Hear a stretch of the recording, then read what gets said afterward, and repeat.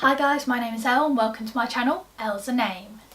So it's probably fast approaching about 12 o'clock now. I think I went to A&E, so that's accident and emergency in the UK. You call it ER, I think in America, for about 6, maybe 7 hours. I think I arrived in the evening, but at this time it's around 1 o'clock. And I'm still not in a room. They have told me I'm going to get a room, so I'm just currently in the accident emergency department in one of the rooms they normally use for triage. So I'm attached to a drip. I have one of those just sheets over me to keep me warm, and I'm lying in hospital beds. Right, this is my first time I've been attached to a drip and have to stay in the hospital for quite long, so I'm just keeping calm. I mean, you're in the best place possible for someone to treat you, so I'm not too worried. But what I did do, and this may seem strange to all of you, before I think I rang my mum, I rang work, said I could be in tomorrow. For me it's quite important. I take quite a lot of pride in not calling in sick for work or anything like that. So I rang them, quick and short, can't come in, I'm on a drip, really sorry for any inconvenience. Right, move on. I believe I called my mum next, and I heard my mum panicking on the other side of the phone. So I started like tearing up, and I wasn't scared before that point, but when you hear your mum tearing up, I think you're like, oh no, she's really worried about me, so don't tear up. So I was trying to keep myself contained. She actually came rushing over. She came from work, bless her. And I said, you don't have to come. But she said, oh, you were crying. I was like, right, if you only knew. But I was crying because you were so nervous. Okay, so I'm going to talk about my experience in the hospital. So it's probably about 1, reaching 2 o'clock now. So between that time I was moved to a ward. I was moved into so-called a green ward, which I believe is a 1-day ward. Normally people only stay there for a few days, but it's people that need to be looked on quite a lot. So it's not exactly an ICU, it's just a temporary unit or short stay unit. So I was there. Let me tell you, this drip, clearly I'm not drinking enough or something, because this drip made me get up every 5 minutes, maybe 3 to 5 minutes at the start, to go to the toilet, because I need to get rid of all the fluids coming in, because we're trying to flush out all the toxins in my body. Yeah, it was tiring, let me tell you. Okay, so when I wanted to go to the toilet, let me tell you, it was an effort in itself. So when I wanted to go to the toilet, I needed to detach myself from the ECG machine that I was kind of attached to by stickers, which are one here, just a few like on my back around there, which had wires to a machine to monitor my heart rate, because when you have rhabdomyolysis your heart can stop periodically and then resume again, which happened when I initially was attached to the machine, because you can hear your heartbeat through this machine, and mine just stopped and then it went again. It is quite scary. It's a bit strange as well, because it sounds like the machine isn't working, or you're listening to your heartbeat and it's froze as if you're listening to a recording. But no, my heart like stopped and then resumed again, so it was all okay.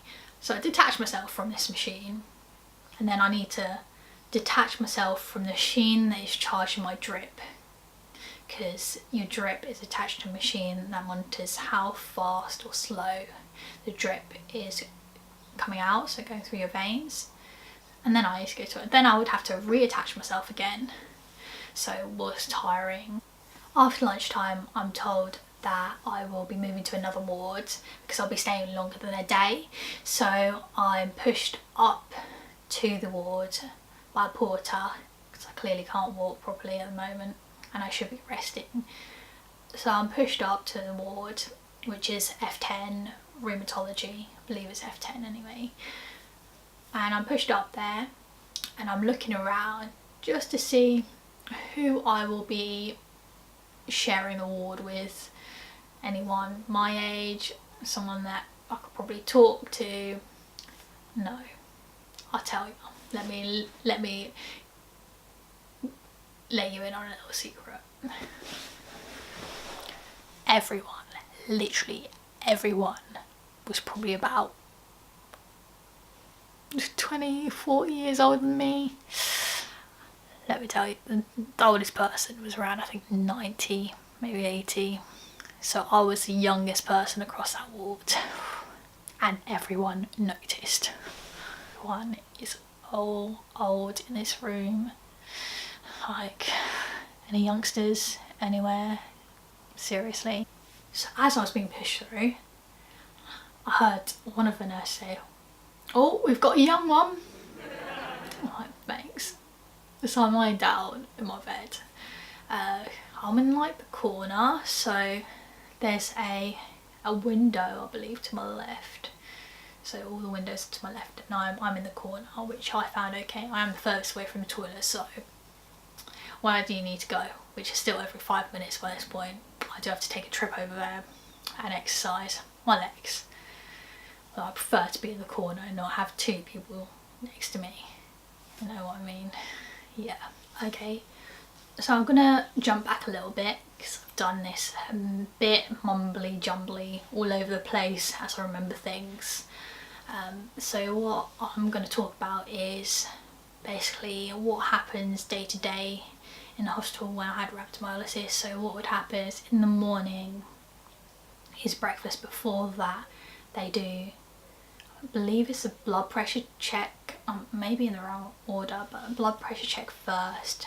They need to check how much you've been drinking, especially for me because I need to be drinking a lot, and have fluids go through my veins as well.